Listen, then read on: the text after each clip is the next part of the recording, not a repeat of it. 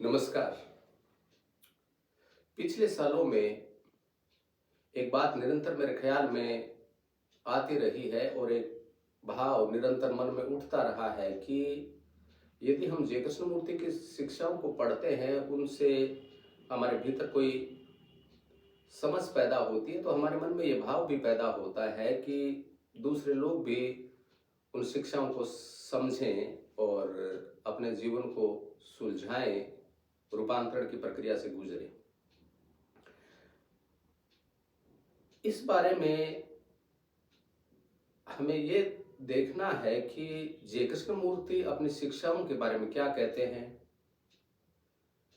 जय कृष्णमूर्ति कहते थे कि वो कोई अथॉरिटी नहीं है।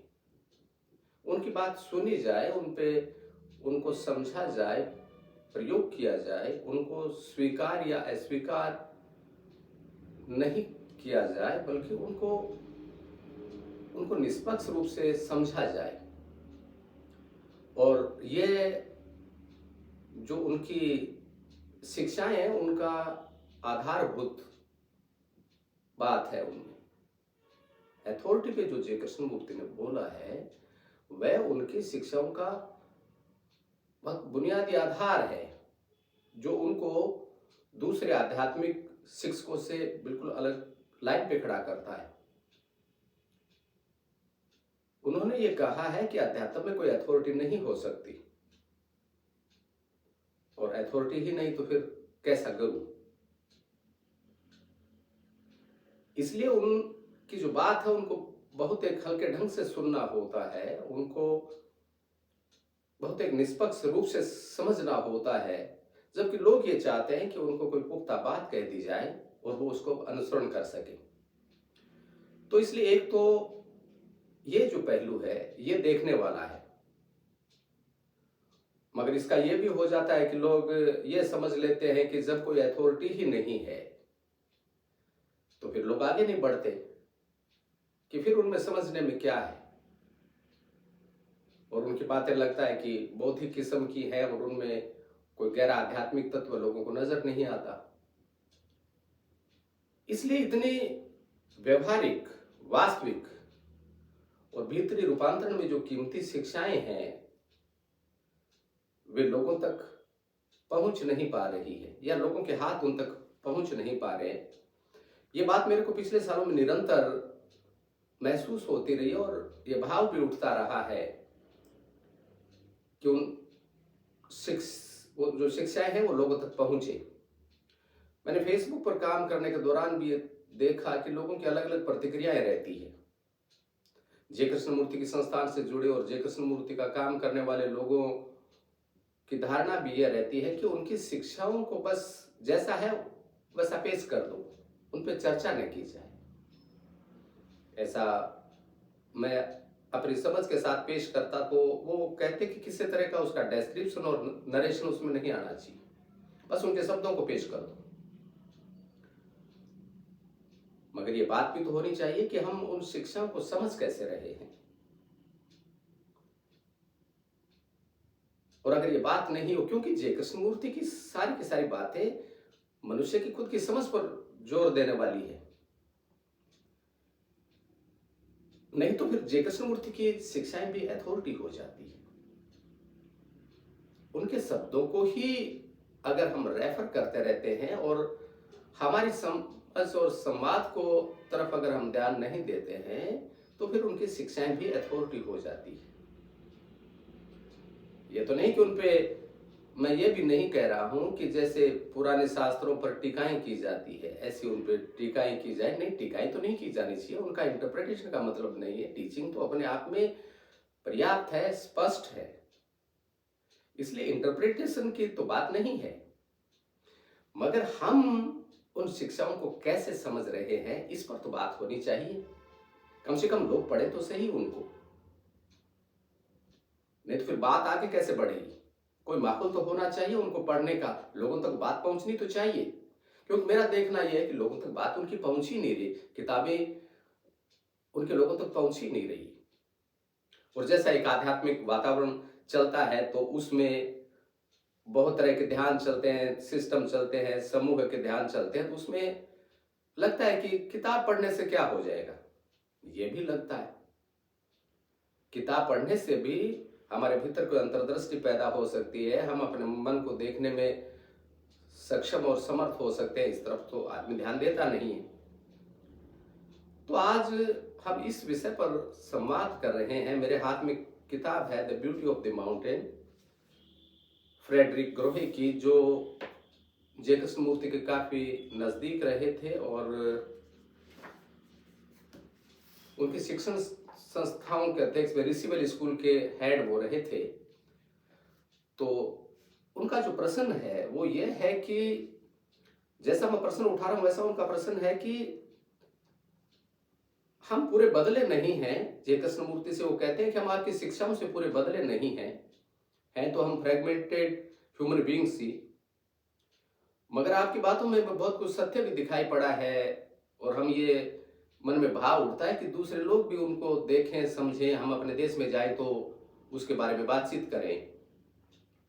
उनके खुद के शब्द मैं बोल रहा हूं। Question: I have understood the things we have talked over during these meetings, even if only intellectually. I feel they are true in a deep sense. Now, when I go back to my country, shall I talk about your teachings with friends? Or since I am still a fragmented human being, will I only produce more confusion and mischief by talking about them? तो प्रश्न में ये बात आई कि हम जाएं तो उनके बारे में मित्रों से और हमारे संपर्क दायरे के जो लोग हैं उनसे बात करें या नहीं करें, या कि हम बात करेंगे तो सिर्फ उनसे कंफ्यूजन ही बढ़ेगा और उससे कोई उपद्रव ही पैदा होगा और कोई समझ का माहौल नहीं पैदा होगा। तो इस पे क्या कहते हैं जे कृष्णमूर्ति? एक एक लाइन जो है वो ध्यान देने वाली है, क्योंकि उसमें इस बारे में हम जो प्रश्न उठा रहे हैं उसमें सारा कुछ ही आ गया है उसमें, और उसमें बहुत सारे पहलू साफ होंगे। Krishnamurthy: All the religious preachings of the priests, the gurus, are promulgated by fragmented human beings. Though they say we are higher, they are still fragmented human beings. And the questioner says, I have understood what you have said somewhat, partially, not completely. I am not a transformed human being. I understood and I want to tell others what I have understood. I do not say I have understood the whole. I have understood a part. I know it is fragmented. I know it is not complete. I am not interpreting the teachings. दोहराता हूं, I am not interpreting the teachings. I am just informing you what I have understood. I am not interpreting the teachings. I am just informing you what I have understood. Well, what is wrong with it?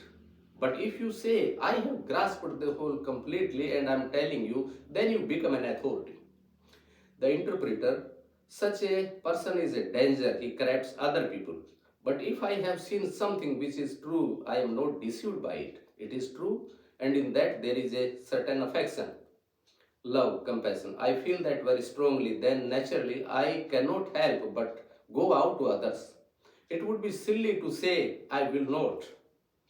It would be silly to say I will not. But I warn my friends. यहाँ पे ये जो बात है इसको ध्यान से देखें. But I warn my friends. I say, look, be careful. Do not put me on pedestal. The speaker is not on a pedestal. The pedestal, this platform, is only for convenience. It doesn't give him any authority whatsoever. But as the world is, human beings are tied to something or other, to a belief, to a person, to an idea, to an illusion, to a dogma, so they are corrupt. And the corrupt speaks, and we, being able, also somewhat corrupt, join the crowd. Seeing the beauty of these hills, the river, the extraordinary tranquility of a fresh morning, the shape of the mountains, the valleys, the shadows, how everything is in proportion, seeing all that, will you not write to your friends saying, come out here, look at this? You are not concerned about yourself, but only about the beauty of the mountain. जे कृष्णा जी ये कहते हैं कि अगर आप किसी सुंदर पर्वतीय स्थल पर घूमने जाते हो, वहाँ का सौंदर्य देखते हो और अपने मित्र को लिखते हो कि यहाँ आओ और देखो इन घाटियों को, इन पर्वत को और सारे प्राकृतिक जो सौंदर्य है उसको, तो आप अपने बारे में नहीं कह रहे हो कुछ, आप पर्वत के बारे में कह रहे हो कि पर्वत के सौंदर्य को देखो। तो बात तो साफ है, जय कृष्णा जी ये कह रहे हैं कि अगर आपके बात अगर आंशिक रूप से समझ में आई है तो भी आप ये कह रहे हो ना कि जय कृष्णमूर्ति को पढ़िए, उनको पढ़ने से मन की बहुत गहरी समझ आती है, आप यही तो कह रहे हो, तो इसमें कोई गलत बात नहीं है। और ये मैं जय कृष्णमूर्ति की संस्थाओं से जो जुड़े लोग हैं, जय कृष्णमूर्ति की शिक्षाओं में दिलचस्पी रखने वाले जो मित्र हैं, उन सभी से मैं ये निवेदन करना चाहूंगा कि इस बात को गौर से देखें, क्योंकि नहीं तो ये होता है कि हमें लगता है कि जय कृष्णमूर्ति की शिक्षाओं पर अगर हम बात करेंगे तो वो उन पर व्याख्या करने जैसा हो जाएगा, उन शिक्षाओं को डिस्टोर्ट करने जैसा हो जाएगा, इंटरप्रिटेशन करने जैसा होगा। नहीं, हम कोई व्याख्या नहीं कर रहे हैं, कोई निर्वचन नहीं कर रहे, वो तो जो पढ़ेगा वो खुद समझेगा उन चीजों को, मगर लोग पढ़ना तो शुरू करें। अभी तो कोई लोगों को पता ही नहीं है, जबकि भीतरी रूपांतरण की दृष्टि से देखें तो उनकी शिक्षाएं बहुत महत्वपूर्ण है। मैं बहुत बार कहता हूं कि जय कृष्णमूर्ति ने वाकई कुछ बोला है, मन को समझने के लिए जो उनकी बातें हैं वे बहुत कीमती है। लोग उनकी बातों को ये कहकर टाल देते हैं कि वे तो बड़े ज्ञान की बातें हैं और बड़ी शास्त्रीय बातें। नहीं, ऐसा कुछ भी नहीं है। जय कृष्णमूर्ति जो बोलते हैं वो हमारा जो मौजूदा मन है और जीवन है उसी की ही सारी बात है। तो अगर इन पहलुओं को अगर ध्यान में रखते हैं तो हमारा इस विषय में हम काम भी कर सकते हैं और होना भी चाहिए। और हमें ऐसा नहीं डरना चाहिए कि हम अगर उनकी शिक्षाओं के सहारे बात करेंगे तो वो कोई इंटरप्रिटेशन हो जाएगा। नहीं, हम सिर्फ ये कहेंगे कि हमने उनको कैसे समझा है, हमने उनको किस रूप में समझा है, और उनके सहारे हम और आगे एक वातावरण बनेगा, उसमें सेल्फ नॉलेज का एक माहौल बनेगा, और ये बातें बहुत जरूरी भी है। और नहीं तो क्या होता है कि अगर हम ये कहते हैं कि कोई जिसको पढ़ना है वो पढ़ लेगा, नहीं हमको उस बारे में बोलना ही नहीं है, तो फिर ये बात भी हो जाती है जो जय कृष्णमूर्ति कह रहे हैं ना, look be careful, do not put me on A pedestal, the speaker is not on A pedestal, the pedestal this platform is only for convenience, it doesn't give him an authority whatsoever. इसलिए ये बात तो साफ हो गई है कि हमें बात तो करनी चाहिए। जब चारों तरफ सब लोग अपनी अपनी बात कह रहे हैं तो जय कृष्णमूर्ति की शिक्षाओं के सहारे अपने जीवन में काम करने वाले लोग उनकी बात क्यों ना करें। इसका कोई कारण नहीं कि वे चुप बैठे और इस बारे में संवाद ही न करें।